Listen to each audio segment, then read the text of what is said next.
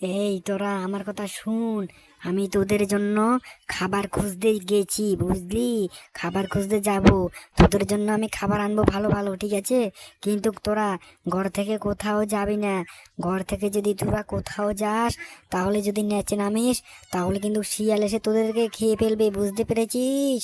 তোদের আমি বারবার ধরে বলে দিচ্ছি, আমি যাবার পর তোরা ঘর থেকে কিন্তু বেড়ে যাবি না। বেরিয়ে যদি যাস, তাহলে তোদেরকে শিয়াল ধরে খাপ খাপ করে খেয়ে ফেলবে। এই জন্য বলছি, তোরা ঘরের ভিতরে ঢুকে যা, ঠিক আছে? আমি চললাম খাবার আনতে, কেমন? আচ্ছা, আমি চলছি, কিন্তু তোরা ঘর থেকে কিন্তু বাইরে একদম আসবি না। যদি আসিস, তাহলে কিন্তু শিয়াল এসে তোদেরকে খেয়ে ফেলবে, বুঝতে পেরেছিস? ছাস, তোরা কোনো দিকে কিন্তু যাস না, আমি বলে দিচ্ছি তোকে। এদিকে তো আমার স্বামী খাবার আনতে গিয়েছে, কিন্তু এখনো আসছে না কেন? আমার তো খুবই চিন্তা হচ্ছে। আমার স্বামী যে খাবার আনতে গিয়েছে, এখন তো আসছে না। এদিকে বিকাল হয়ে গেল, আর কিছুক্ষণ পরে তো সন্ধ্যা হয়ে যাবে। ও হো হো, আমার স্বামী তো দেখছি চলে আসছে চলে আসছে।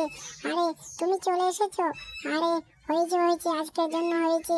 এখন বিকাল হয়ে যাবে, তার আগে আমরা ঘরে প্রবেশ করে যাই, না হলে তো আজকে আমাদের শিয়াল এসে খেয়ে ফেলবে। এই জন্য আমরা বাসায় ঢুকে যাই। চলো চলো চলো, তাড়াতাড়ি ঢুকে যাই বাসায়, চলো চলো।